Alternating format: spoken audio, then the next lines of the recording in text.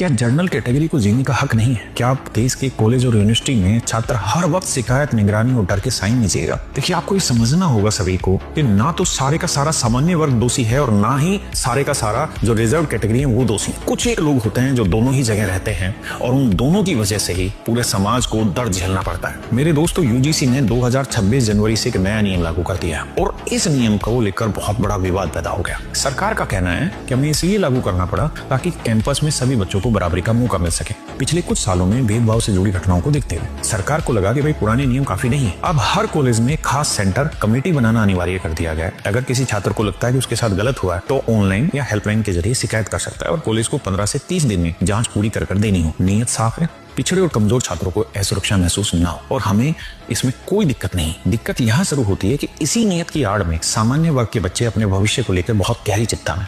सबसे बड़ा बदलाव पुराने 2012 के नियमों से जुड़ा। पहले ये प्रावधान था कि अगर कोई जानबूझकर झूठा आरोप लगाता है तो शिकायत करने वाले पर भी कार्रवाई हो सकती। ये एक तरीके का सुरक्षा कवच था ताकि कानून का गलत इस्तेमाल ना हो सके। लेकिन 2026 के नियमों में ये सुरक्षा कवच हटा दिया गया। समझदार लोगों को कहना है कि शायद इसलिए हटाया गया ताकि असली पीड़ित डर कर चुप न रहे, लेकिन जनरल स्टूडेंट्स का डर यही है। अगर झूठ पकड़े जाने पर भी शिकायतकर्ता को कुछ नहीं होगा तो यह कानून नया हथियार बन जाएगा। इसका इस्तेमाल डराने, फंसाने और बदनाम करने के लिए होने लगेगा। और सरकार ने इक्विटी स्क्वाड भी बनाई। सरकार इसे सुरक्षा टीम भी कहती है, लेकिन स्टूडेंट को ये जासूसी करने जैसा लगता है। हॉस्टल, कैंटीन, बैठने की हर जगह निगरानी।